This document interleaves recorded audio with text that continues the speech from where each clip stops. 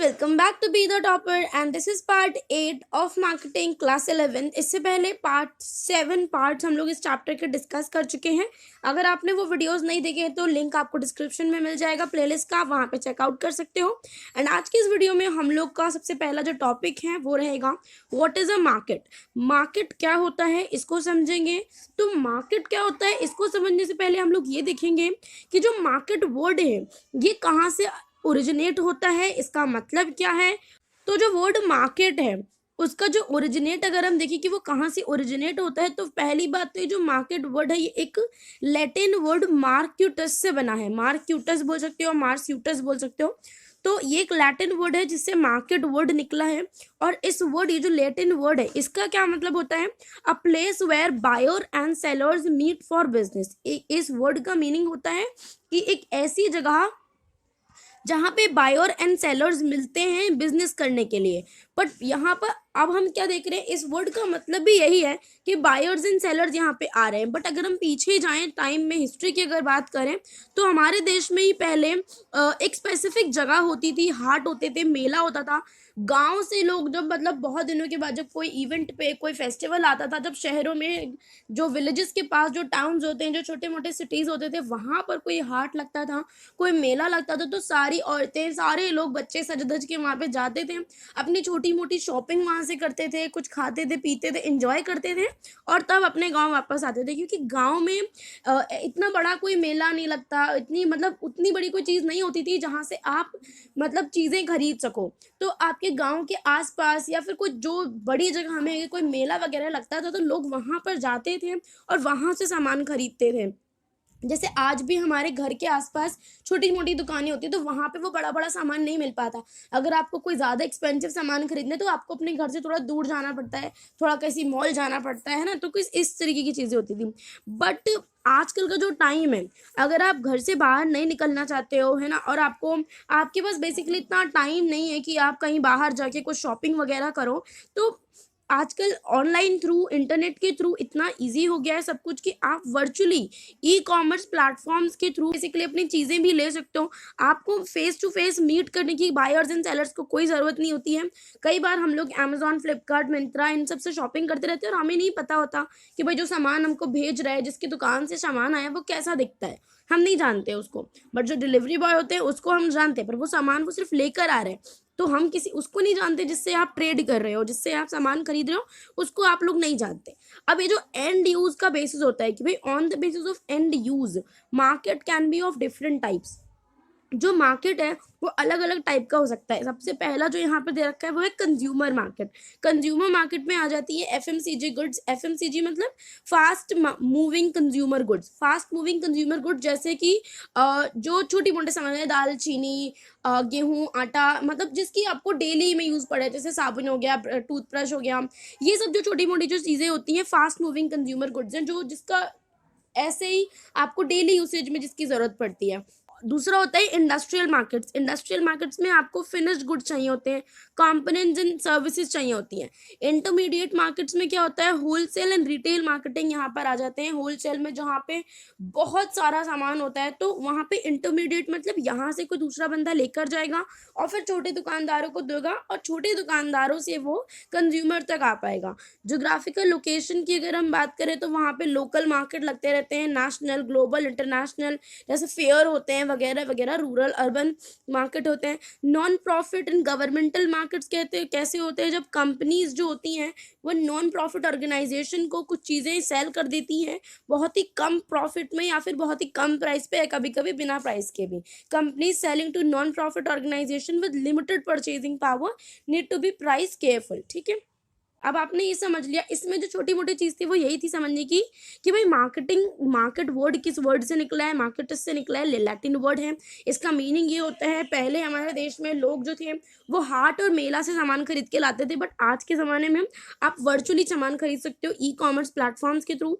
और on the basis of and use, and use के basis पे अगर हम लोग देखें तो मार्केट डिफरेंट टाइप का हो सकता है। कंज्यूमर मार्केट हो सकता है, इंडस्ट्रियल मार्केट हो सकते हैं, इंटरमीडिएट मार्केट्स हो सकते हैं। जोग्राफिकल लोकेशन के भी मार्केट होते हैं, and non profit and governmental market. यहाँ पे हमें 5 तरीके के मार्केट्स के बारे में बता रखा है। मैं इसको अलग से कलर कर देती हूँ।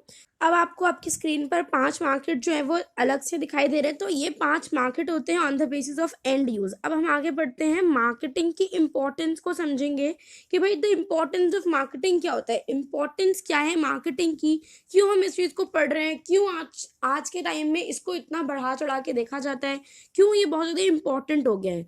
तो अगर पुराने टाइम का देखें तो यहाँ पर देखो क्या लिखा है, earlier finance was considered backbone for any business but gradually marketing gained importance and was considered more important than other functions of business like finance, production and human resource.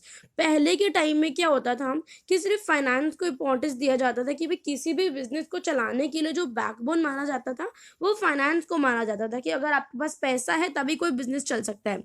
But आज के टाइम में finance, production, human resource, इन तीनों को छोड़ के सिर्फ जो marketing term है ना, इसने बहुत ज़्यादा इंपॉर्टेंस गेन कर लिया है और ये लोगों के बीच में बहुत ज़्यादा प्रचलित है। बेसिकली आप, कई बार ऐसा होता है कि हम कुछ सामान नहीं भी बना रहे होते बट लोगों को हम बता रहे होते, तो लोगों को, क्योंकि देखो यार, कोई भी आप चीज़ कर रहे हो, कुछ भी आप प्रोडक्शन कर रहे हो या कोई सर्विस आप बेचना चाह रहे हो, तो आप कितना भी अच्छा सर्विस बना लो, जब तक इन लोगों को, कंज्यूमर को उसके बारे में पता नहीं चलेगा, तब तक आप किसी भी तरीके का कोई भी profit generate you will not be able to, है ना, नहीं जनरेट कर पाओगे आप कुछ भी बना रहे हो, भले आपका सामान में उतना दम नहीं है बट अगर आप अच्छी मार्केटिंग कर रहे हो ना तो वो बहुत अच्छे तरीके से बिकेगा। अब जैसे आजकल के टाइम में भी जो भी चीज़ें हम खरीद रहे हैं वो ऐसा नहीं है कि बहुत ज़्यादा न्यूट्रिशियस है, बहुत ज़्यादा अच्छा है, कुछ उसके अंदर कुछ बहुत ज़्यादा एक्स्ट्रा ऑर्डिनरी चीज़ें हैं, ऐसा कुछ भी नहीं है ना। बट फिर भी क्यों क्यों चीज़ें वो इतनी ज़्यादा बिक रही हैं, क्यों लोगों के जबान पे वो एकदम रहता है, क्योंकि लोग उसके बारे में देख रहे हैं, लोग उसके बारे में बड़े बड़े होर्डिंग्स देख रहे हैं, लोग उसके बारे में सुन रहे हैं, लोग लोगों को इस्तेमाल करते हुए देख रहे हैं, तो एड ब्रेक्स देख रहे हैं। तो इसमें क्या होता है, लोगों को पता चल रहा है। हो सकता है कुछ लोग यूज भी ना करें, लोगों को क्वालिटी पसंद भी नहीं आए, बट जिस चीज को वो बार बार उनके नजरों के सामने आप दिखाओगे या उनको सुनने में आएगा ना, तो उसका एक इम्पैक्ट ही अलग पड़ते हैं। Later, it was realized that to run business profitably, companies need to market their products if they want to gain more profits. अब देखो यहाँ पे क्या कह रहे हैं कि लेटर, बाद में कंपनीज को समझ में आया कि अगर हमको अपना बिजनेस प्रॉफिटेबली रन करना है, अगर हमको अपने बिजनेस में ज़्यादा से ज़्यादा प्रॉफिट कमाना है, तो हमको अपने प्रोडक्ट्स की अच्छी मार्केटिंग करनी आनी चाहिए। जितने अच्छे तरीके से आप अपने प्रोडक्ट्स की मार्केटिंग करोगे उतना ही ज़्यादा आप प्रॉफिट गेन कर सकते हो। अब अगर आगे चलते हैं तो देखो आगे ये क्या बोल रहा है, as for every business the leading factor for success is the customer. Every, जितना भी बिजनेस होता है ना, अगर उसको अगर सक्सेसफुल होना है तो उसके लिए सिर्फ एक ही लीडिंग फैक्टर होता है कि वो कस्टमर है। कस्टमर अगर आपके सर्विस को यूज करके खुश है, कस्टमर अगर आपके प्रोडक्ट को यूज करके खुश है, तो वो दोबारा खरीदेगा, दोबारा आपकी सर्विस को लेगा, उतना ही आप सक्सेसफुल होते जाओगे। Thus with the customer as a controller, marketing becomes a major integrative function of the organisation. जब हमको पता है कि कस्टमर ही कंट्रोलर है, कस्टमर के हाथों में ही हमारी सक्सेस है, तो जो मार्केटिंग होती है, मार्केटिंग जस्ट लोगों को बताना ही बहुत ज़्यादा इंपॉर्टेंट बन जाता है, एक इम्पॉर्टेंट फंक्शन बन जाता है किसी भी ऑर्गेनाइजेशन के लिए। However marketing can not be kept apart, marketing को आप ऐसे अलग नहीं कर सकते हो। उसके product pricing, placement and promotion of the product ultimately depends on the marketing function. Marketing का फंक्शन किस तरीके से चलता है, इसी के ऊपर डिपेंड करता है कि प्रोडक्ट क्या है, प्राइसिंग कैसी रहेगी, प्लेसमेंट कहाँ होगी, and promotion of the product किस तरीके से होगा, कैसा होगा, ये सब मार्केटिंग फंक्शन पे डिपेंड करता है। Currently marketing is a core business discipline since its contributes greatly to the success of the organisation. Currently क्या है कि मार्केटिंग एक कोर बिजनेस डिसिप्लिन बन गया है, मतलब अगर आप बिजनेस करना चाहते हो तो आपको मार्केटिंग बहुत अच्छे तरीके से आनी चाहिए, क्योंकि ये एक बहुत इंपॉर्टेंट फैक्टर है कि आपकी ऑर्गेनाइजेशन को सक्सेस मिलेगी या नहीं मिलेगी। It also essential to appreciate the concept of marketing as the cost of marketing amounts to 40 to 60% of the total cost.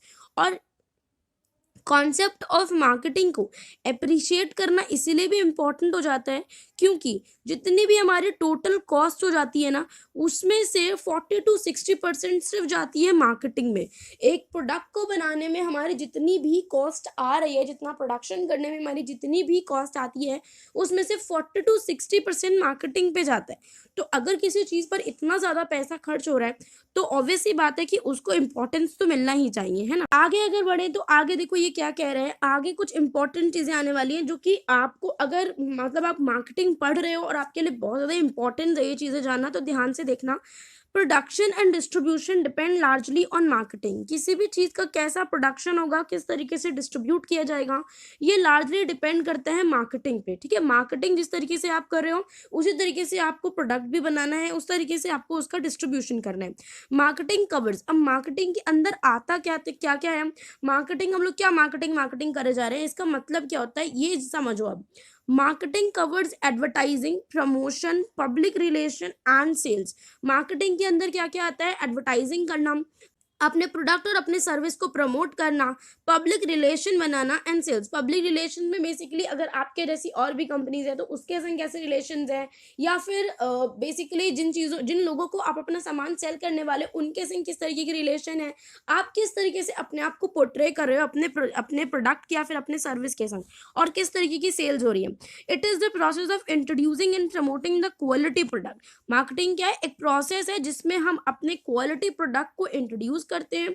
देखो यहाँ पे क्या लिखा हुआ है, प्रोडक्ट के साथ में एक एडजेक्टिव भी लगा रखे है कि वो जो आपका प्रोडक्ट है या फिर जो आपकी सर्विस है उसके अंदर कुछ क्वालिटी होनी चाहिए, क्योंकि अगर क्वालिटी नहीं होगी तो आप कितनी भी मार्केटिंग कर लो फिर वो भी बेकार ही है ना। तो introducing and promoting the quality product, आपको अच्छा सा प्रोडक्ट और सर्विसेज लॉन्च करनी है मार्केट में, उसको प्रमोट करना है। If the company targets more of customers needs they will come back again and again and even bring along other customers. अगर कोई कंपनी कस्टमर के नीड्स को टारगेट करेगी ना, कि वो ये देखेगी कि भाई कस्टमर को इस चीज़ की ज़रूरत है। अब मान लो कि मैं एक अलग ही टाइप की चेयर बना रही हूँ, अब मैं अलग टाइप की चेयर बना रही हूँ इन द सेंस कि वो अलग है, औरों से अलग है। बट अगर मेरे को ये फील हो रहा है कि आजकल के जो बच्चे हैं या जो लोग हैं जो बहुत ज़्यादा देर तक कंप्यूटर पे या लैपटॉप पे काम करते हैं या फ़ोन चलाते हैं, उनके लिए ये चेयर बहुत ही कंफर्टेबल है फॉर एग्जाम्पल, तो लोगों को अगर मैं इस चीज़ के बारे में बताऊंगी तो हो सकता है कि वो इस चीज़ को खरीदे, मतलब ज़्यादा चांसेस हैं कि खरीदे। अगर आप उन्हें बताओगे कि भाई आपकी बैक में इससे पेन नहीं होगा, आपके हेडेक नहीं होगा, आपको सर्वाइकल प्रॉब्लम्स नहीं होंगी, आपको बहुत ही थकान सी महसूस नहीं होगी, कुछ अच्छा लगेगा, ऐसी फीलिंग आएगी वैसी फीलिंग आएगी, फलाना ढिमकाना, तो वो जो लोग हैं जो ये सब काम कर रहे हैं उनको अच्छा लगेगा, ये प्रोडक्ट उनको समझ में आएगा। बट अगर आप अपनी ही धुन में गा रहे हो कि भाई मैंने एक अलग टाइप का प्रोडक्ट बनाया, आप ये तो बना रहे हो, बता रहे हो कि मैंने ये प्रोडक्ट बनाया, ये प्रोडक्ट बहुत अच्छा है, ये प्रोडक्ट बहुत अच्छा है, बट आप ये नहीं बता रहे हो कि कस्टमर को वो किस तरीके से हेल्प कर सकता है। कस्टमर को इससे मतलब नहीं है आपने क्या बनाया, कस्टमर को इससे मतलब है कि आपने जो बनाया क्या वो उनको हेल्प करेगा, क्या वो उनको पसंद आएगा, क्या उनकी वो ज़रूरत है, क्या उनकी इच्छा बन सकती है वो चीज़। तो कस्टमर के नीड्स पे अगर आप ध्यान दोगे तो कस्टमर जो है वो तो आएंगे ही वापस से आपके पास, बल्कि वो और लोगों को भी अपने साथ लेकर आएंगे। बट अगर आप अपने प्रोडक्ट पे फोर्स करते रहोगे भाई ऐसा ऐसा ऐसा ऐसा फलाना, तो और आप जो कस्टमर की नीड्स एंड वांट्स है, मतलब आपने कोई ऐसा सामान बना दिया जिसकी किसी को जरूरत नहीं है, कुछ ऐसी चीज है भाई किसी को कोई खास जरूरत नहीं है। अब मतलब दुनिया में ये बोलते हैं, फॉर एग्जांपल मान के चलो, आप कोई ऐसी चीज कर रहे हो जिसको कस्टमर की कोई जरूरत नहीं है, कस्टमर की वो कोई जरूरत ही नहीं है ना वो चाहता है उसको लेना, और फिर भी आप अपने प्रोडक्ट के बारे में बता रहे हो, तो आप क्या होगा, जो आपके छोटा मोटा और जो कस्टमर बने थे ना वो भी चले जाएंगे, वो भी, उनको भी आपके प्रोडक्ट के अंदर कोई भी इंटरेस्ट नहीं होगा, क्योंकि आपने कस्टमर की ज़रूरत को नहीं देखा, कस्टमर को इसकी ज़रूरत पड़ सकती है, उसकी इच्छा हो सकती है कि नहीं, आपने वो भी नहीं देखा, आपने अपनी मर्जी से किया है, ठीक है। मान लो जो जो ऐसी चीज़ें हैं जो लोग आजकल छोड़ रहे हैं, आप कुछ इस तरीके की चीज़ें बना रहे हो। अब मान लो आजकल कीपैड कोई नहीं चलाता, बहुत ही कम लोग हैं, एकदम जो इलिटरेट लोग हैं ना उनको भी यार स्मार्टफोन चलाना आ गया। अब मान लो इतना मोटा आप कीपैड बना रहे हो, और उसमें कोई खास फैसिलिटी नहीं। अब जैसे कि जियो ने भी एक फ़ोन बनाया था इतना मोटा कि उसको बंदा चलाए तो उसके अंगूठे टूट जाए, मेरे तो मतलब निशान ही पड़ जाता उसे चला चला के, और उसमें आई थिंक फ्री डेटा मिला था तो उसको किसी ने ले लिया। तो मैं अपनी फ्रेंड का एक बार चला रही थी तो उसमें तो यार नाखून ही इतना दर्द हो जाए, अंगूठे ही दर्द हो जाए, जिस भी उंगली से आप की को प्रेस करो वो आपके दर्द हो जाए एकदम, क्या मतलब है उसका, इसीलिए वो ज़्यादा चला नहीं। मतलब मुझे नहीं लगता कि वो बहुत ज़्यादा चला, मेरे हिसाब से तो मुझे ये लगता है। बट ये है कि मतलब अगर आप कोई ऐसी चीज़ बना रहे हो जिसमें लोगों को ज़्यादा इंटरेस्ट नहीं है, तो वो चीज़ आपकी नहीं बिकेगी और लोग वापस चले जाएँगे, आपका सामान इस्तेमाल नहीं करेंगे। तो जो मार्केटिंग है, वो एक बहुत ही इम्पोर्टेंट रोल प्ले करती है मार्केटर के लिए, कस्टमर के लिए एंड सोसाइटी के लिए। जो मार्केटिंग कर रहा है, उसके लिए भी मार्केटिंग बहुत ज़रूरी है, जो कस्टमर है, उसको भी जानना ज़रूरी है एंड एज़ पूरी सोसाइटी के लिए भी मार्केटिंग एक बहुत इम्पोर्टेंट रोल प्ले करती है।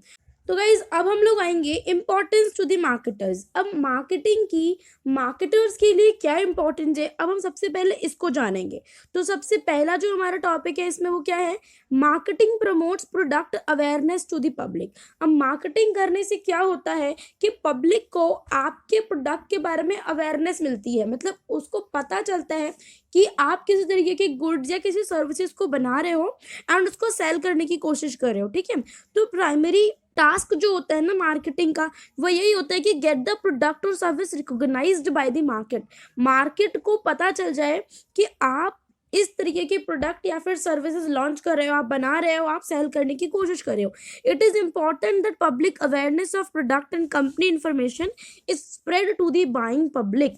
जो भी पब्लिक इस तरीके के प्रोडक्ट खरीदना चाहती है या सर्विसेज लेना चाहती है जिस तरीके की आप बना रहे हो, तो बहुत ज़रूरी है कि उस तरीके की पब्लिक को आपके कंटेंट के बारे में पता चले कि या तो आप इस तरीके के गुड्स बना रहे हो या तो आप उस तरीके की सर्विसेज बना रहे हो। जैसे कि अगर आप ये वीडियोस देख रहे हो, तो यूट्यूब जो होता है वो मेरे वीडियोस को उन लोगों को रेकमेंड करेगा जो क्लास 11 मार्केटिंग पढ़ते हैं, ठीक है। तो अगर यूट्यूब रिकमेंड नहीं भी करता, तो गाइज आप लोग अगर अपने फ्रेंड्स के संग शेयर कर सकते हो तो ऑफकोर्स किया करो, ताकि उन लोगों को भी पता चल जाए कि ऐसा कोई कंटेंट पढ़ा रहा है यूट्यूब पे, ठीक है। तो ये उसी तरीके की बात हो गई कि पब्लिक को आपके प्रोडक्ट या फिर सर्विस के बारे में पता चलना चाहिए, आपकी कंपनी इन्फॉर्मेशन उसको पता चलनी चाहिए। This is possible. और पब्लिक को आपके प्रोडक्ट, आपके गुड्स और आपकी सर्विसेज के बारे में कैसे पता चलेगा, जब आप हैवी एडवर्टाइजिंग करोगे। मतलब बहुत ज़्यादा हैवी एडवर्टाइजिंग हो रही है हर जगह पे, एफएम पे, टीवी पे, है ना, और इंटरनेट पे भी, अलग अलग जितने भी सोशल मीडिया नेटवर्क्स हैं, सारी जगह पे अगर किसी लोगों को आपके प्रोडक्ट के बारे में बताया जाएगा तो ये हैवी एडवर्टाइजिंग हो गई है। सेल्स प्रमोशन का क्या मतलब है, सेल्स प्रमोशन भी एक मार्केटिंग स्ट्रैटेजी होती है बेसिकली, जहाँ पे हम कस्टमर को कुछ कुछ ऐसी चीज़ें करते हैं जिससे कस्टमर को हमारे गुड्स के बारे में या फिर हमारी सर्विसेज के को खरीदने में, को लेने में, यूज़ करने में एक इंटरेस्ट आए और डिमांड बढ़े हमारे सर्विसेज या प्रोडक्ट को यूज़ करने के लिए। तो अपने सेल्स को प्रमोट करने के लिए कुछ एक्टिविटी होती है, कुछ मार्केटिंग स्ट्रैटेजी होती है जो सेल्समैन वगैरह करते हैं।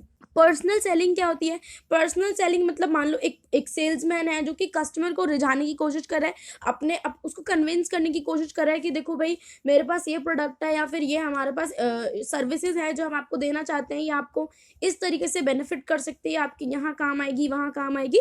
तो ऐसे करके पर्सनल सेलिंग होती है। डायरेक्ट मार्केटिंग क्या होता है, डायरेक्ट मार्केटिंग बेसिकली जो ऑनलाइन मार्केटिंग होती है, मतलब बेसिकली जहाँ पे नॉन रिटेल स्टोर होते हैं, जहाँ पे लोगों को डायरेक्टली बताया जाता है उस चीज़ के बारे में, is done for creating awareness. ये सब चीज़ें करी जाती हैं क्यों करने के लिए, आपकी प्रोडक्ट को, आपके सर्विस के बारे में अवेयरनेस क्रिएट करने के लिए। आगे चलते हैं। There is no fixed rule for all but obviously the use of a particular technique depends upon the nature of product. आप ये नहीं कह सकते हो कि आप किसी भी तरह का प्रोडक्ट बना रहे हो और आप उसकी बहुत हैवी एडवर्टाइजिंग करोगे। हर प्रोडक्ट का अलग रहता है। तो जैसे कुछ प्रोडक्ट्स होते हैं जिसकी आप हर जगह पे मतलब सेल्स, उसकी प्रमोशन नहीं कर सकते हो, हर जगह पे उसकी एडवर्टाइजमेंट आप नहीं कर सकते। कुछ ऐसे प्रोडक्ट होते हैं जिसकी आप कर सकते हो, जैसे बच्चों का हो गया, नॉर्मल जो FMCG जो प्रोडक्ट्स होते हैं उसकी आप हमेशा कर सकते हो, आप हर जगह उसकी प्रमोशन कर सकते हो, वो काम भी आएगी। बट कुछ प्रोडक्ट ऐसे होते हैं जिसमें वो टेक्निक काम नहीं करती है, उसके लिए अलग टेक्निक लगानी पड़ती है कि किन लोगों को इस तरीके का प्रोडक्ट लेने में इंटरेस्ट है और वगैरह वगैरह। ठीक है, इसका कोई फिक्स रूल नहीं होता है, बट ये किस पे डिपेंड करता है कि भाई आपका प्रोडक्ट का नेचर क्या है, उसका मार्केट कैसे है। मार्केट का मतलब उसको खरीदने वाले लोग कैसे हैं, वो कब अवेलेबल होंगे, उन्हें कब इस चीज़ की ज़रूरत पड़ेगी। Financial conditions of the company पर भी डिपेंड करते हैं कि आपके प्रोडक्ट और सर्विस के बारे में लोगों को कितना पता चलेगा। अगर आपके कंपनी बहुत ज़्यादा बड़ी है तो मतलब तो ज़्यादा लोगों को पता चल पाएगा, क्योंकि आपके पास पैसा होगा तो आप हर जगह उसका एडवर्टीजमेंट कर दोगे। अगर छोटी कंपनी है तो कम लोगों को पता चलेगा, और क्योंकि आपके पास ज़्यादा पैसा नहीं है उसको प्रमोट करने के लिए। तो ये सारी चीज़ें रहती हैं, ठीक है। अब आते हैं marketing helps in enhancing product sale. Marketing करने से क्या होता है, प्रोडक्ट की जो सेल्स है ना वो एनहांस होती है, ज़्यादातर बढ़ती है। Apart from public awareness about a company's product and services, marketing helps boost sales and revenue growth. मतलब ऐसा नहीं है कि अगर आप मार्केटिंग कर रहे हो अपने प्रोडक्ट एंड अपनी सर्विसेज के बारे में तो सिर्फ पब्लिक अवेयरनेस बढ़ेगी। पब्लिक अवेयरनेस बढ़ने से भी हमारा क्या फ़ायदा है, जब तक पब्लिक उस चीज़ को परचेज नहीं करेगी, उस पर अपना पैसा नहीं लगाएगी, उस पर अपना पैसा इन्वेस्ट नहीं करेगी, तब तक मार्केटिंग करने वाले मार्केटर्स को भी कोई फ़ायदा नहीं होगा। तो जो सबसे इम्पोर्टेंट चीज़ है वो क्या होता है कि मार्केटिंग हेल्प करती है हमारी सेल्स एंड रेवेन्यू ग्रोथ को इंक्रीज करने में। सेल्स बहुत तेज़ी से बढ़ती है, रेवेन्यू ग्रोथ भी तेज़ी से बढ़ती है। एक बार जैसे ही पब्लिक को पता चल जाएगा कि भाई आप, अब वो किसी भी तरीके से पता चले, जैसे टीवी हो गया, एडवर्टीजमेंट हो गया, रेडियो हो गया, कमर्शियल्स रेडियो पे जो आते रहते हैं, न्यूज़पेपर एड्स हो गए, ऑनलाइन एड्स हो गए, उसको पता चलेगा तो वहां से सेल्स जनरेट होगी। अब अगर 10 लोगों को आपका प्रोडक्ट के बारे में बताया जाएगा तो हो सकता है एक इंसान को कुछ समय बाद इंटरेस्ट उस चीज़ में आने लगे, है ना, उसको उसकी ज़रूरत फील होने लगे। More the people know a product और service, more interested they would be in buying the product.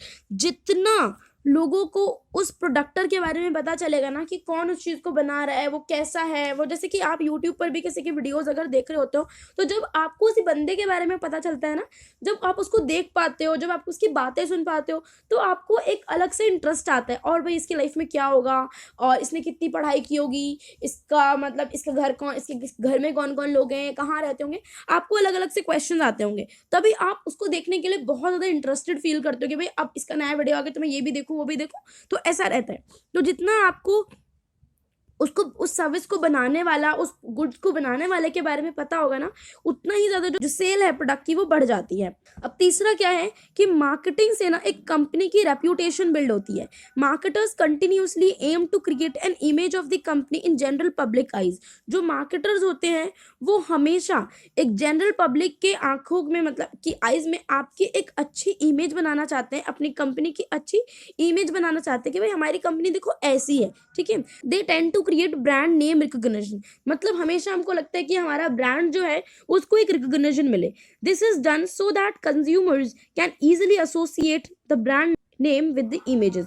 अब क्या होता है, जैसे मान लो कि मैं कोई सामान खरीद के लाई, अब मान लो मैंने कोई तेल खरीदा, हेयर ऑयल खरीदा, अब वो बहुत ही बेकार कंपनी का है, बहुत ही पिटी हुई कंपनी है, मतलब उसका कोई नहीं पूछ रहा आजकल, तो मेरे को भी कोई नहीं पूछेगा, कहेगा ये कैसा तेल लगाती है अपने बालों में। मतलब लड़कियों की कुछ ऐसी चीज़ें रहती हैं, या फिर आपने शूज़ खरीदे, या फिर आपने कोई डेनिम खरीदा, या फिर आपने कुछ भी खरीदा, तो आपने अगर छोटे मोटे दुकान से खरीद लिया और फिर अगर आप किसी को बताओगे ना, मान लो कि आपकी बहुत ही हाई फाई सोसाइटी में आप रहते हो, और आप किसी, वैसे हाई फाई सोसाइटी में खरीदने वाले लोग मंडे मार्केट नहीं जाते होंगे, या जाते होंगे तो पता नहीं, मैं नहीं रहती, मुझे नहीं पता। तो अगर मान लो फॉर एग्जांपल अगर कोई रहता होगा वहाँ पर, और कोई सड़क के किनारे से मतलब कुछ कोई बेच रहा था, छोटा मोटा इंसान वहाँ से कुछ खरीद के ले आए, और जब वो बंदा अपने हाई फाई सोसाइटी में रहने वाले लोगों को बताएगा कि ये मैंने मेट्रो स्टेशन के नीचे से खरीदा है, या फिर ये मैंने वहाँ से खरीदा है, तो लोग उसके ऊपर हंसेंगे। मतलब तो ये क्या मतलब हो गया कि वो अब जब वो अपनी ब्रांड का नाम ले रहा है तो लोग उसको रिकॉग्नाइज नहीं कर रहे, उसको उसको और ह्यूमिलिएशन फील करनी पड़ेगी कि यार कहाँ से सामान खरीदा। अब वो अगर यही बोलेगा कि भाई देखो मैंने स्पार्क्स के जूते खरीदे, एडिडास के जूते खरीदे, तो इसमें एक अपनी अलग ही पोजीशन होती है ना।